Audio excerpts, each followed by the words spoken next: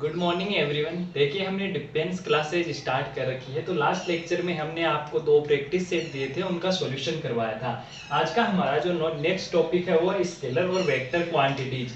इसको हिंदी में बोला जाता है अदिश तथा सदिश राशियां। स्केलर को तो बोला जाता है अदिश और वेक्टर को क्या बोला जाता है, सदिश। तो अदिश तथा सदिश राशियां। तो सबसे पहले हम इन्हीं के बारे में बात करेंगे कि किस राशि को तो आप अदिश बोलोगे और किसको सदिश। तो जो फिजिकल क्वांटिटी होती है, जो भौतिक राशियां होती है, उनको दो भागों में बांटा गया है। किसके बेसिस पे? डायरेक्शन के बेसिस पर, यानी दिशा के बेस पर हमने उसको दो भागों में डिवाइड किया है। एक तो होती है अदिश और एक होती है सदिश। अदिश को इंग्लिश में बोला जाता है स्केलर और सदिश को बोला जाता है वेक्टर। तो देखिए अदिश राशियां कौन सी होगी। तो अदिश राशियां वे राशियां होती है जिनमें केवल परिमाण हो। केवल क्या हो? परिमाण हो। और सदिश कौन सी राशियां होगी जिसमें परिमाण तो हो, उसके साथ साथ दिशा का भी हमें बोध होता हो, प्लस जो सदिश योग के नियमों का पालन करे। सदिश योग के नियमों की पालना जो राशि करती है ना, वो कहलाएगी सदिश राशि। तो अदिश जिसमें केवल परिमाण हो। और अगर मैं इसके एग्जाम्पल की बात करूं तो अदिश राशि के जो एग्जाम्पल है, तो मैं बात करूं तो जैसे दूरी है, चाल है, कार्य है, ऊर्जा है। इसमें दोनों प्रकार की ऊर्जाएं होंगी, पोटेंशियल और काइनेटिक।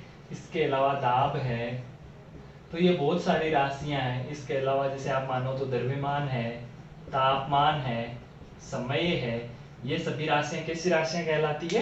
ये सभी कहलाती है अदिश राशियां। क्यों? क्योंकि इनमें हमें केवल इनके परिमाण की जरूरत होती है, हमें डायरेक्शन से मतलब नहीं है। जैसे फॉर एग्जांपल मैं बात करूं, मैंने आपको कोई बॉडी दी और पूछा कि बताइए भाई इसका मास कितना है, तो क्या आप मुझे पूछोगे कि सर ये उत्तर में रखी हुई है, पूर्व में रखी हुई है, पश्चिम में रखी हुई है? नहीं। उसी प्रकार अगर मैं तापमान की बात करूं कि रूम का टेम्परेचर कितना है, तो ये थोड़े पूछते हो कि ईस्ट में, वेस्ट में। उसी प्रकार जो कार्य है, ऊर्जा है, ये सभी कैसी राशियां होती है? अदिश राशियां। अदिश राशियों की डेफिनेशन क्या होती है कि वे सभी राशियां जिनमें केवल हमें परिमाण की आवश्यकता हो, वो कहलाती है अदिश। अब देखिए सदिश क्या है कि जिसमें परिमाण भी हो, दिशा भी हो और सदिश योग के नियमों का पालन भी हो। तो इसके जो एग्जाम्पल्स हैं, तो जैसे मैं बात करूं तो वेग है, विस्थापन है, त्वरण है, बल है, विद्युत क्षेत्र, चुंबकीय क्षेत्र, संवेग, ये सब राशियां कैसी राशियां कहलाती है? सदिश राशियां। और देखो एक जो अदिश का जैसे बेस्ट एग्जांपल यहाँ पर एक ये बनता है कि जो आपका करंट है, जो विद्युत धारा है, वो अदिश है या सदिश है? वो क्या है? अदिश है या सदिश है? तो देखिए मैं थोड़ी सी इस करंट के ऊपर, विद्युत धारा के ऊपर बात करता हूँ। तो देखिए विद्युत धारा की आपने डायरेक्शन पढ़ी होगी, प्लस टू माइनस, अर्थात धनावेश से ऋणावेश की ओर इसकी डायरेक्शन होती है। धनावेश से ऋणावेश की ओर, या आप क्या बोलते हो, इलेक्ट्रॉन्स के विपरीत। तो देखिए इसमें आपको डायरेक्शन तो दिख रही है, किधर है? इलेक्ट्रॉन्स के विपरीत है, या किधर है? धनावेश से ऋणावेश की ओर। और मैग्नीट्यूड तो दिखता ही है, जैसे 5 एम्पियर, 10 एम्पियर, 20 एम्पियर। तो इसका मतलब तो वहां पे ये एक कंफ्यूजिंग सवाल हो जाता है कि विद्युत धारा अदिश होगी या सदिश होगी। तो ज्यादातर स्टूडेंट क्या करते हैं कि यार देखो इसकी डायरेक्शन है धनावेश से ऋणावेश की ओर, और इसका मैग्नीट्यूड है, यानी परिमाण और दिशा दोनों है, इसका मतलब विद्युत धारा कैसी राशि है? सदिश। तो ये दिमाग से निकाल देना, ये बहुत ही बढ़िया क्वेश्चन है और एक दो बार एयरफोर्स में पूछा भी गया है कि जो विद्युत धारा है वो अदिश है या सदिश है। तो विद्युत धारा कैसी राशि है? अदिश राशि है। क्यों अदिश है? क्योंकि देखो ये दो चीजें तो सेटिस्फाई कर रहा है। दो चीजें क्या है कि इसमें परिमाण तो है और डायरेक्शन भी है, लेकिन ये सदिश योग के नियमों की पालना नहीं करती। जैसे मैं एक एग्जांपल से समझाऊं कैसे नहीं करती। तो देखिए सपोज दैट ये आपके पास दो वायर है, ठीक है। इस वायर से 3 एम्पियर करंट आ रहा है और इस वायर से कितना एम्पियर करंट आ रहा है? 4 एम्पियर। अब मैं पूछूं कि मुझे बताओ इस वायर से कितना करंट पास हो रहा है, तो आप देखो क्या बता दोगे? 7 एम्पियर। क्यों? क्योंकि इससे कितना आ रहा है? 3। इसको मैं ए नाम दे दूं, इसको बी दे दूं, इसको सी दे दूं। तो ए से कितना आ रहा है? 3। बी से कितना आ रहा है? 4। तो जो सी से करंट पास होगा वो कितना हो जाएगा? 7 एम्पियर। बट अगर यही राशि, अगर विद्युत धारा जो अगर सदिश होती, क्या होती? सदिश, तो कभी भी जो 3 और 4 है उनका योग 7 नहीं होता। हम आगे बात करेंगे क्यों नहीं होता या कैसे नहीं होता। तो उस टाइम इसका मान 7 नहीं होता। और दूसरी बात आप ये भी पूछते कि सर बताइए ए व बी के बीच एंगल कितना है, क्योंकि जो सदिशों का योग होता है उसमें एंगल बहुत बड़ा फैक्टर होता है। तो इसलिए जो विद्युत धारा है वो कैसी राशि है, अदिश राशि। रीजन क्या है कि ये सदिश योग के नियमों की पालना नहीं करती। तो ये हो गई अदिश और ये हो गई सदिश। इसके अलावा भी एक और राशि होती है जिसको बोला जाता है टेंसर, परदिश राशियां। अब परदिश की डेफिनेशन क्या है, सीधा सा मतलब ये है कि जो ना तो अदिश हो और जो ना सदिश हो वो क्या होगा, टेंसर होगा। अर्थात जो ना तो स्केलर हो ना वेक्टर हो वो क्या कहलाएगी, टेंसर। और इसका बढ़िया एग्जांपल है मोमेंट ऑफ इनर्शिया।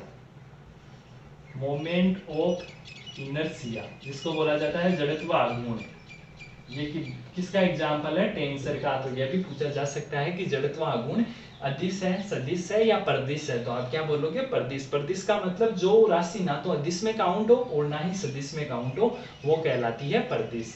तो ये थी अदिश और सदिश राशियों के बारे में बातें। अब हम आगे बढ़ते हैं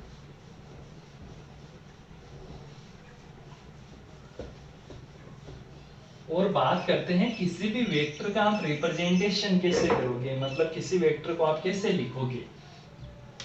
तो नेक्स्ट वेक्टर रिप्रेजेंटेशन, सदिश निरूपण कि सदिश को किस प्रकार लिखा जाता है।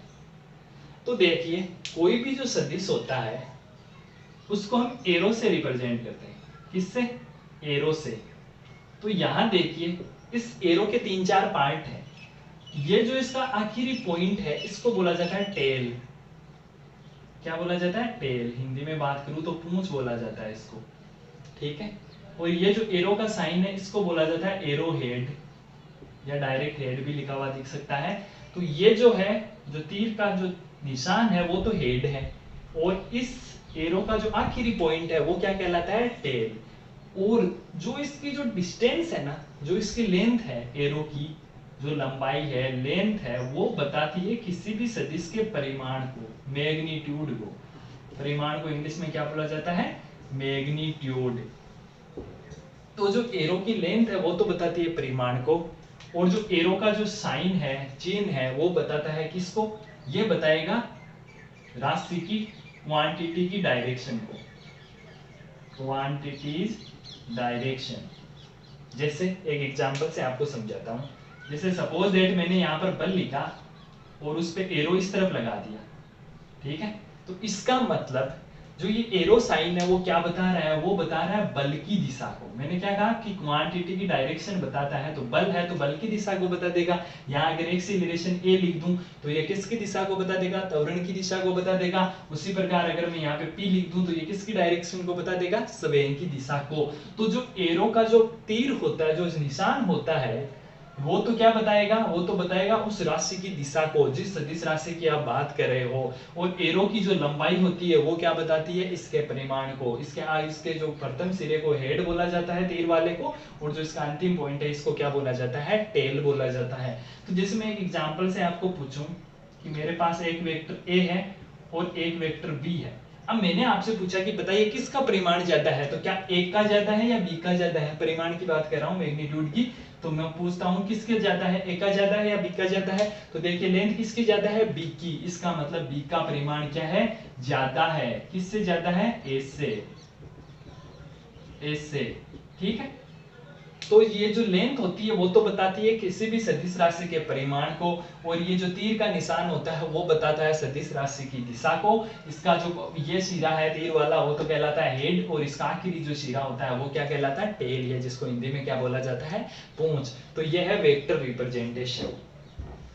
अब नेक्स्ट टॉपिक देखिए, और साथ में देखो ये ध्यान रखना कि कोई भी राशि के ऊपर जब मैं अगर तीर लगा देता हूं तो इसका मतलब वो क्या बन जाती है, वेक्टर। और अगर बिना तीर के लिखी हुई हो ना तो ये इसका मतलब है कि ये परिमाण को बताती है, इसके मैग्नीट्यूड को बताती है। और जैसे ही तीर लगा दिया तो इसको तो आप बोलोगे अदिश और इसको क्या बोलोगे, सदिश। तो किसी भी राशि के ऊपर अगर आपको तीर का साइन दिख गया इसका मतलब वो कैसी राशि है, सदिश। और बिना तीर की है वो कैसी है, अदिश। यानी उसमें केवल क्या है, परिमाण है। तो ये ध्यान रखना, वेक्टर आते ही सदिश बन जाएगी, बिना वेक्टर के क्या होती है, अदिश। अब हम नेक्स्ट हमारा टॉपिक है कि किसी भी सदिश के हम घटक करना सीखेंगे। सदिश के घटक, कंपोनेंट्स ऑफ वेक्टर। तो जो सदिश के घटक कैसे करते हैं, तो देखिए हमने ये एक्स एक्सिस मान लिया और ये वाई एक्सिस मान लिया। अब मान लो कि मेरे पास कोई वेक्टर ए है, ठीक है, क्या है, एक वेक्टर ए है, इसके आपको क्या करने हैं, घटक करने हैं। तो देखो ये एक्स एक्सिस के साथ कोई एंगल बना रहा होगा, इस एंगल को मैं क्या नाम दे देता हूं, थीटा। तो अब देखो घटक का मतलब क्या है, घटक का मतलब ये है कि इसका एक्स डायरेक्शन में भी कुछ पार्ट होगा और इसका वाई डायरेक्शन में भी कुछ। हाँ तो देखिए घटक का मतलब क्या है, घटक का मतलब ये है कि जैसे सपोज दैट ये आपके पास कोई एक बॉडी है, ठीक है, इसको आपने किसी थीटा एंगल पर खींच रहे हो, यानी इस पर क्या लगा रहे हो, आप फोर्स लगा रहे हो। तो देखिए तो क्या केवल इसका देखिए एक्स डायरेक्शन में भी तो कुछ पार्ट लग जाएगा और वाई डायरेक्शन में भी कुछ क्या होगी, मूवमेंट होगी।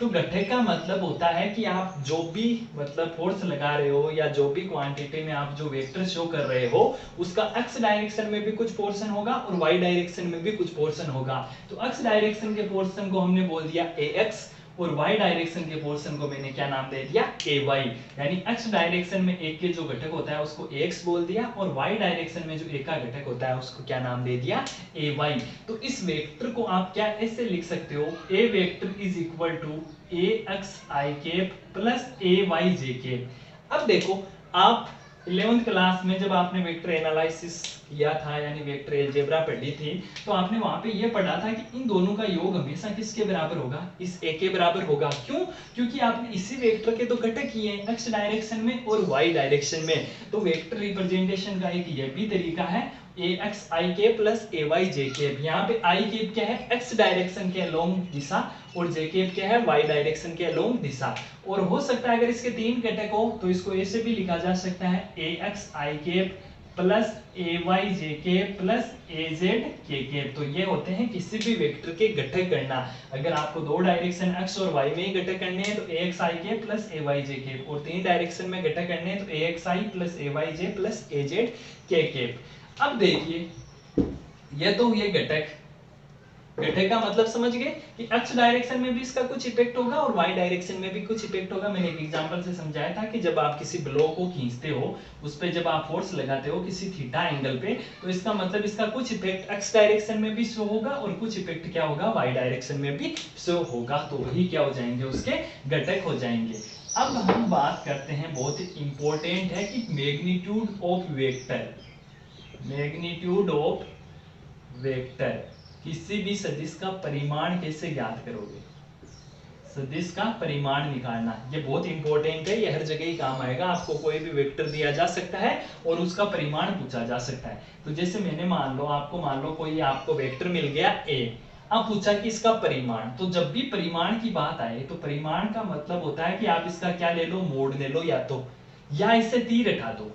तो ये दोनों ही चीजें किसको शो करेगी, ये दोनों ही चीजें इस वेक्टर के परिमाण को शो करेगी। तो परिमाण का शो किस प्रकार करोगे, या तो आप उस पे मोड लगा दो या क्या कर दो, उससे तीर का निशान हटा दो यानी वेक्टर हटा दो। तो वो किसको बताता है, परिमाण को। और इसका जो फॉर्मूला होता है वो होता है ए x square plus a y square. ठीक है, अब मैं बात कर रहा हूँ ए एक्स स्क्वायर और ए वाई स्क्वायर का मतलब क्या है। यहाँ पे ए एक्स का मतलब है आई कैप के गुणांक का स्क्वायर, ठीक है, और ए वाई का मतलब क्या है, जे कैप का जो गुणांक है उसका आपको क्या करना है, स्क्वायर करना है। तो याद रह जाएगा ए x square plus a y square. A x है क्या, तो आप खुद ही देख लो ना, ए एक्स क्या है, आई कैप का गुणांक ही तो है, और ए वाई क्या है, जे कैप का गुणांक है।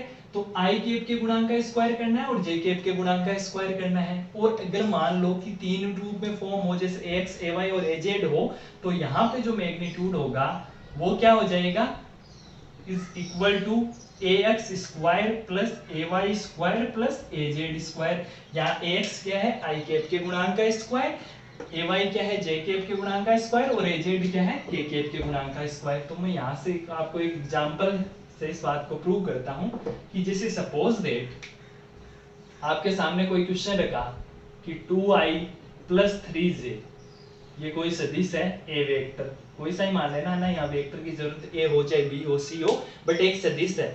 और पूछा गया कि आपको इस सदिश का क्या बताना है, परिमाण बताना है, मैग्नीट्यूड बताना है। ठीक है।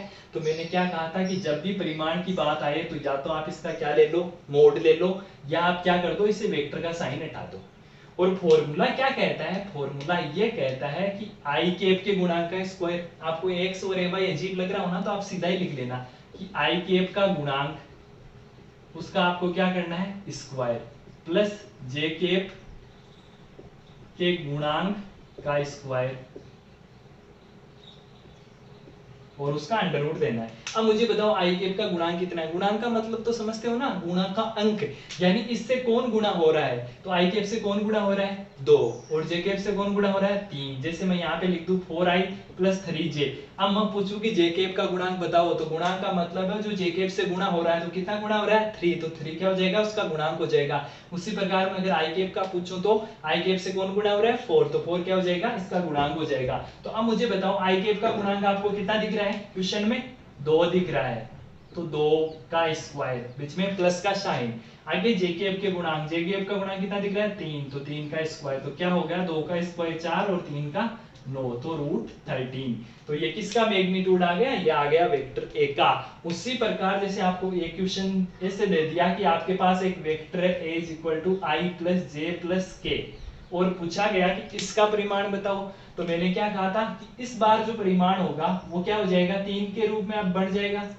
तो आई कैप के गुणांक का स्क्वायर कितना है, आई कैप का गुणांक 1 का स्क्वायर, प्लस जे कैप के गुणांक का स्क्वायर, जे कैप का गुणांक कितना है 1, तो स्क्वायर, प्लस के कैप के गुणांक का स्क्वायर, के कैप कितना है 1, तो 1 प्लस 1 प्लस 1, तो रूट क्या आ गया, 3 आ गया। तो ध्यान रखना, गुणांक का मतलब जिससे जो गुणा हो रहा है, जैसे आई कैप का गुणांक पूछो तो आई कैप से जो गुणा हो रहा है वही गुणांक हो जाएगा। जे कैप की बात करूं तो जे कैप से जो गुणा हो रहा है वो जे कैप का गुणांक हो जाएगा। तो यहाँ पर देखो एक एक ही गुणा हो रहा है तीनों से, तो तीनों का गुणांक क्या हो गया, एक एक, उसका स्क्वायर करना है, ऐड करना है, और उसका क्या लेना है, अंडर रूट लेना है। ये किसी भी सदिश के परिमाण निकालने का तरीका है। तो बताओ इस परिमाण में किसी को भी दिक्कत, आपको कोई भी सदिश दे दिया जाए और अगर उसका मैग्नीट्यूड पूछे तो आप आराम से ज्ञात कर सकते हो, यस और नो। चलो आप आगे बढ़ते हैं। ये हुई सदिश के परिमाण की बात। अब नेक्स्ट टॉपिक हम लेते हैं एकांक सदिश। क्या लेते हैं, एकांक सदिश, और इसको इंग्लिश में बोला जाता है यूनिट वेक्टर। क्या बोला जाता है, यूनिट वेक्टर। और इसका जो रिप्रेजेंटेशन होता है ना, इसको केप बोला जाता है, और इसको केप से रिप्रेजेंट किया जाता है। यानी किसी भी राशि के ऊपर अगर केप दिख जाए, इसका मतलब वो किसको प्रदर्शित करेगी, एकांक सदिश। अब देखिए एकांक पे वर्ड वो कीजिए फोकस, तो एक प्लस अंक से मिलकर बना है एकांक। तो एकांक का मतलब क्या है, यहाँ पर एकांक सदिश का मतलब है कि एक ऐसा सदिश जिसका परिमाण 1 हो, जिसका क्या हो, परिमाण 1 हो, और जो एकांक सदिश है इसका परिमाण 1 है। तो बताओ ये किसी भी सदिश को डिफेक्ट करेगा क्या, क्या उस पर कोई प्रभाव पड़ेगा क्या, नहीं। क्यों नहीं पड़ेगा, क्यों, क्योंकि इसका तो परिमाण कितना है 1, और किसी भी राशि को 1 से गुणा करो तो कोई फर्क पड़ता है क्या, नहीं पड़ता है। जैसे 10 है तो 10 को 1 से गुणा करोगे तो 20 थोड़े हो जाएगा, 10 ही रहेगा ना। तो देखो इसका ये क्या करता है, इसका जो परिमाण 1 है, इसका मतलब ये सदिश को तो डिफ्लेक्ट नहीं करता, बट ये किसको बताता है, ये डायरेक्शन को बताता है। तो एक क्वेश्चन भी पूछा गया था नेवी एयरफोर्स में कि एकांक सदिश निम्न में से किसका बोध करवाता है। तो वहां पे आपके पास ऑप्शन थे इकाई, विमा, दिशा, इनमें से कोई नहीं, इनमें से कोई नहीं। तो आप मुझे बताओ जो इकाई सदिश है, तो इकाई है तो ये तो इसका क्या है, परिमाण है, बट ये बोध किसका करवाता है, हमेशा ध्यान रखना जो एकांक सदिश है ना, इससे दिशा का बोध होता है, ये डायरेक्शन को बताता है। किसको बताता है, डायरेक्शन को। तो इसका राइट आंसर क्या हो जाएगा, डायरेक्शन, सी, दिशा। तो एकांक सदिश किसका बोध करवाता है, दिशा का बोध करवाता है। इसका परिमाण कितना होता है 1, तो ये परिमाण में तो कोई डिफेक्ट नहीं कर पाएगा क्योंकि परिमाण तो वैसा का वैसा ही रहेगा, बट ये किसको बताता है, डायरेक्शन को। और एक्स एक्सिस के अनुदिश जो एकांक सदिश माना जाता है उसको आई कैप बोला जाता है, वाई एक्स के अनुदिश जो एकांक सदिश होता है उसको जे कैप, और जेड एक्स के अनुदिश जो एकांक सदिश होता है उसको आप क्या बोलते हो, के कैप बोलते हो। इन तीनों का परिमाण याद रखना, कितना है इसका परिमाण 1 है, और जे का भी कितना है 1, और के का भी कितना है 1। तो यह है एकांक सदिश। और दूसरी चीज की एकांक सदिश ज्ञात कैसे करोगे, जैसे सपोज दैट आपको कोई सदिश दे दिया जाए और पूछा गया कि इसका एकांक सदिश बताओ, ठीक है। तो एकांक सदिश का जो फॉर्मूला होता है वो होता है सदिश अपॉन सदिश का परिमाण, सदिश अपॉन सदिश का परिमाण, ये किसका फॉर्मूला है? यह है एकांक सदिश का, एकांक सदिश का। तो एकांक सदिश को मैंने क्या कहा था कि आप कैप से रिप्रेजेंट करोगे, तो अगर एक सदिश ए मान लो तो उसका एकांक सदिश ए कैप नहीं हो जाएगा क्या? इसको कैप बोला जाता है। इज इक्वल टू सदिश, तो सदिश ए वेक्टर अपॉन सदिश का परिमाण, परिमाण के लिए मैंने क्या कहा था कि या तो आप मैग्नीट्यूड ले लो, मोड ले लो, या आप सीधा क्या लिख दो ए। तो ये होता है किसी भी सदिश का एकांक सदिश निकालना। ठीक है, तो आपको कोई भी वेक्टर दिया जा सकता है और पूछा जा सकता है कि इसका एकांक सदिश ज्ञात करो। तो चलिए इसको भी हम एग्जांपल से प्रूव करते हैं। यहाँ पे आज मैं जो भी टॉपिक पढ़ा रहा हूँ उसके साथ एग्जांपल करवा रहा हूँ ताकि आपको समझने में क्या हो, आसानी हो। तो अब मेरे पास एक वेक्टर है, क्या है? 2i + 3j। ओके, चलो एक और ऐड कर लेते हैं, +4k। और मैंने पूछा कि इसके अनुदिश एकांक सदिश बताओ, इसके अनुदिश एकांक सदिश बताओ या इसका इकाई सदिश बताइए, ऐसा भी क्वेश्चन पूछा जा सकता है। तो अब जरूरी नहीं है, देखो यहाँ पर ए ही हो, ये तो मैंने एक बस फॉर्मूला डेवलप किया है ना। तो बी भी हो सकता है, सी भी हो सकता है, या सीधा ही दे दे क्वेश्चन में कि 2i + 3j + 4k का इकाई सदिश बताओ या एकांक सदिश बताओ। इसको इकाई सदिश भी बोला जा सकता है, यूनिट वेक्टर बोला जा सकता है। तो अब देखो फॉर्मूला क्या कहता है, फॉर्मूला ये कहता है कि एक तो सदिश, तो सदिश तो आपको सीधा ही दिया हुआ है, क्या दिया हुआ है? 2i + 3j + 4k। ओके, और दूसरा देखो वहां किसका लगेगा? इसके मैग्नीट्यूड का। तो किसी भी सदिश का जो मैग्नीट्यूड होता है वो कैसे निकाला जाता है? अभी अभी तो मैंने निकालना आपको बताया था कि रूट में आपको क्या करना है, आई कैप के गुणांक का स्क्वायर। तो बताओ आई कैप के गुणा में कौन है? 2, तो 2 का स्क्वायर प्लस जे कैप के गुणांक का स्क्वायर, जे कैप के गुणा में कौन है? 3, तो 3 का स्क्वायर प्लस के कैप के गुणांक का स्क्वायर, के कैप के गुणा में कौन है? 4, तो 4 का स्क्वायर। तो ये कितने हो गए? 4 + 9 + 16, तो कितने हो गए? 29। तो जो इसका मैग्नीट्यूड आ गया वो कितना आ गया? √29। अब इकाई सदिश की परिभाषा या फॉर्मूला क्या कहता है कि a cap = a vector upon mode of a। अब मुझे बताओ a वेक्टर का मान कितना है? ये रहा, इसको इक्वेशन 1 दे दो और इसको इक्वेशन 2 दे दो। तो फ्रॉम इक्वेशन 1 और सेकंड, तो 2i + 3j + 4k अपॉन √29, ये होता है किसी भी सदिश का एकांक सदिश या इकाई सदिश निकालने का तरीका। तो यह भी क्वेश्चन पूछा गया है कि अगर आपको कोई एक सदिश दे दिया जाए और पूछा जाए कि उसका इकाई सदिश बताइए, तो फॉर्मूला क्या होता है कि सदिश अपॉन सदिश का परिमाण। तो ऊपर तो हमेशा आपको जो सदिश गिवन है वही लिखोगे और नीचे आप उसका क्या कर लिखोगे? परिमाण। परिमाण ज्ञात करने का तरीका बता दिया कि रूट में आई कैप के गुणांक का स्क्वायर प्लस जे कैप का, और अगर के कैप है तो प्लस के कैप के गुणांक का स्क्वायर, फिर आप उसको क्या कर लो? सोल्व कर लो। तो यह है किसी भी सदिश का इकाई सदिश निकालने का तरीका। नेक्स्ट हम बात करते हैं, और ये ध्यान रखना एकांक सदिश किसका बोध करवाता है? डायरेक्शन बताता है। अब नेक्स्ट हम बात करते हैं नल वेक्टर, शून्य सदिश की। ये शून्य सदिश क्या होता है? इसको इंग्लिश में क्या बोला जाता है? Null vector. इसका मतलब क्या है? इसका रिप्रेजेंटेशन क्या होता है? इसका रिप्रेजेंटेशन ये होता है कि जीरो के ऊपर अगर आप तीर का निशान लगा दो ना, तो वही कहलाता है शून्य सदिश। और दूसरा इसका तरीका क्या होता है कि इसको पॉइंट से रिप्रेजेंट करते हैं। अब पॉइंट से रिप्रेजेंट करने से क्या पता चला हमें? इसका पता ये चला हमें, मैंने क्या कहा था, किसी भी वेक्टर की जो आपको जो ये लाइन है, जो लेंथ है, वो इसके क्या बताती है? इसके परिमाण को। बट इसकी तो देखो कोई लेंथ है ही नहीं, इसका मतलब इसका परिमाण कितना है? परिमाण है 0। तो एक ऐसा सदिश जिसका परिमाण क्या हो? 0, तो वो क्या कहलाता है? शून्य सदिश। तो शून्य सदिश को प्रदर्शित करने का तरीका, हम उसको पॉइंट से प्रदर्शित करते हैं। पॉइंट से प्रदर्शित करने का मतलब उसका परिमाण कितना है? 0 है। अब नेक्स्ट देखते हैं, हम बात करते हैं सदिशों का योग की। किसका बात करेंगे? सदिशों के योग की। तो हमारा नेक्स्ट टॉपिक है सदिशों का योग। सदिशों का योग। तो सदिशों के जो योगफल है उसके दो तरीके आपने 11th क्लास में पढ़े थे। एक तो पढ़ा था त्रिभुज नियम, ठीक है, और एक क्या पढ़ा था? चतुर्भुज नियम। लेकिन यहाँ हम दोनों ही नियमों की बात नहीं करेंगे, क्योंकि हमारा जो काम है वो है हम डिफेंस पे हम चाहते हैं कि कम से कम थ्योरी पढ़ें और ज्यादा से ज्यादा हम न्यूमेरिकल कर पाए, तो हम ज्यादा हमारा जो फोकस रहता है वो फॉर्मूलों पे रहता है। तो जैसे सपोज दैट ये मेरे पास कोई वेक्टर ए है और ये कोई वेक्टर बी है, और मैं कहूं कि आपको इनको ऐड करना है, तो इनका जो रिजल्टेंट है, जो जोड़ने पर जो मान आता है, उसको मैंने नाम क्या दे दिया, आर वेक्टर। तो r vector is equal to क्या आ गया, a vector plus b vector. तो यह है इनके योग करने का तरीका कि r vector is equal to a plus b, और ए जो ए प्लस बी का जो ऐड करोगे आप, तो इसका मान आएगा a square plus b square plus 2ab cos theta. ये क्या है, अगर आप दो वेक्टर को जोड़ते हैं तो उनका जो रिजल्टेंट आता है, जो ये आर है, इसका जो मैग्नीट्यूड है, उसका ये फॉर्मूला क्या है, root of a square plus b square plus 2ab cos theta. अब देखो जो ये थीटा है ना, वो क्या है, वो है ए व बी के मध्य बना कोण, ए व बी के मध्य बना छोटा कोण।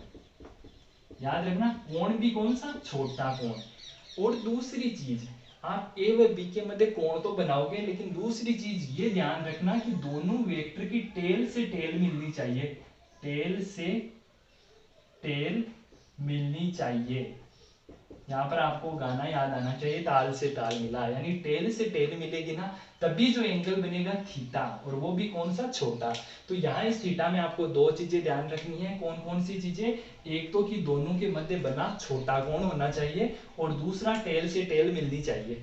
जैसे अब यहाँ मिला लो टेल से टेल, तो देखिए इसको ऐसे भी तो लिखा जा सकता है, ये वेक्टर ए है और ये वेक्टर बी है, तो इनके मध्य ये जो एंगल बन रहा है ना थीटा। अब देखो दो एंगल बन रहे हैं, एक तो ये बन रहा है और एक क्या बन रहा है, एक ये बाहर वाला बन रहा है। तो मैंने क्या कहा था कि छोटा, देखो ये तो बड़ा है और ये क्या है, छोटा। तो पहली बात तो छोटा एंगल हो गया, ठीक है, और बनाना किसके मध्य, ए व बी के मध्य। दूसरी बात टेल से टेल, तो देखो ये इस बी की टेल है और ये ए की टेल है, तो देखो टेल से टेल कोइंसाइड कर रही है, मिल रही है, तो टेल से टेल मिलनी चाहिए, और दोनों के मध्य बना कोण कौन सा होना चाहिए, छोटा वाला कोण होना चाहिए।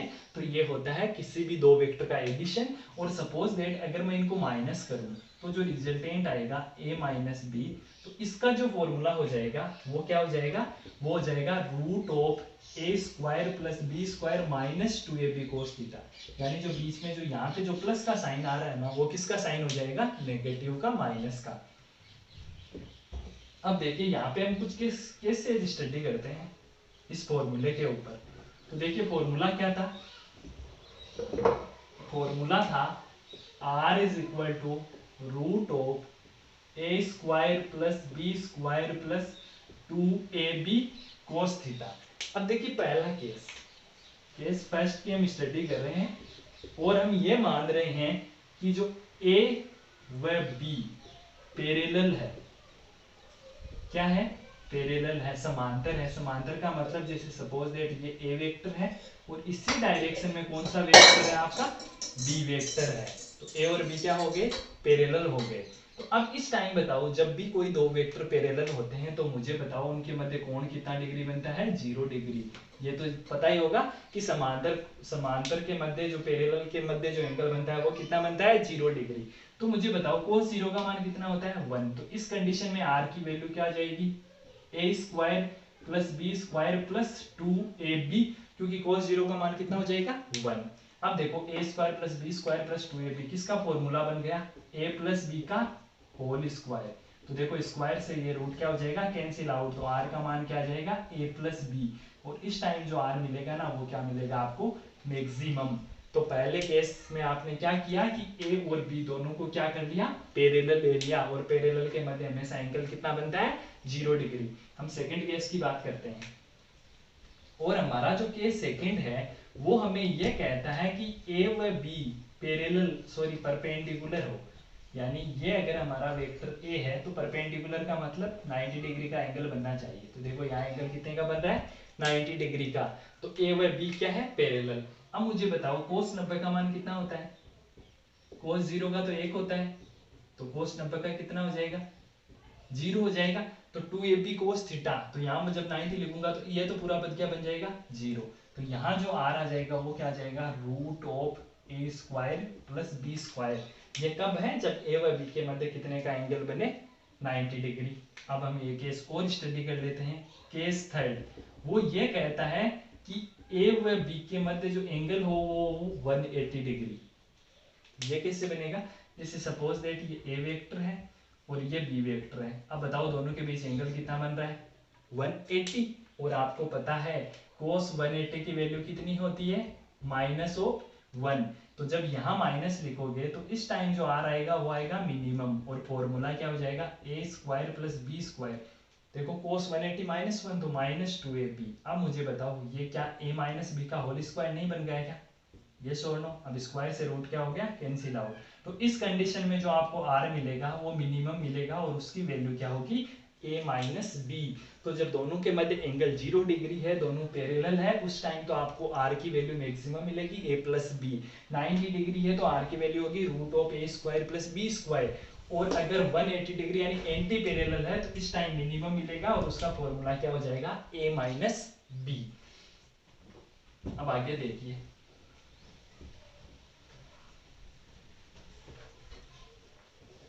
अब यहां से देखिए एक फॉर्मूला बनता है और उसके ऊपर काफी क्वेश्चन पूछे गए हैं। तो देखो अभी भी मैंने क्या लिखा कि r = √a² +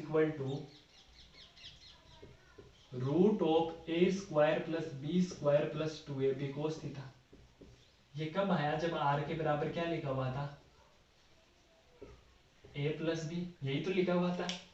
ठीक है, तो मैं क्या करता हूं कि ऐसे लिखा हुआ है आपके पास कि r = a + b। ठीक है, अब आप दोनों तरफ क्या कर लो? मोड लेके स्क्वायर कर दो। तो a + b का हमने क्या कर लिया? मोड ले लिया, और साथ में क्या कर दिया? स्क्वायर कर दिया। मोड का मतलब रिजल्टेंट। तो यहाँ तो मेरे पास r का मोड तो क्या आ गया? r²। अब देखिए a + b, इसको ऐड करते हो तो क्या आता है? √a² + b² + 2ab cos theta. अब इसका आप क्या करो? स्क्वायर करो, तो स्क्वायर से रूट क्या हो जाएगा?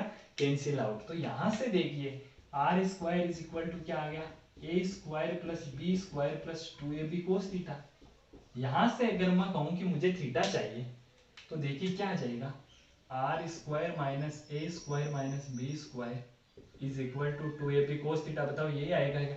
अब यहां से cos थीटा क्या आ जाएगा? r² - a² - b² / 2ab। ये जो फॉर्मूला है ना, उसके ऊपर आपको बहुत सारे क्वेश्चन मिलेंगे, बहुत सारे न्यूमेरिकल आपको इसी फॉर्मूले पे मिलेंगे। तो जो न्यूमेरिकल है वो हम नेक्स्ट क्लास में डिस्कस करेंगे। इसके अलावा हम नेक्स्ट क्लास में हम पढ़ेंगे स्केलर और वेक्टर प्रोडक्ट। स्केलर और वेक्टर प्रोडक्ट, ये फॉर्मूला याद रखना और आप क्वेश्चन ट्राई करना। इस फॉर्मूले पे आपको बहुत सारे क्वेश्चन मिलेंगे। ठीक है, और कोई डाउट हो तो आप पूछ सकते हो। Thank you students.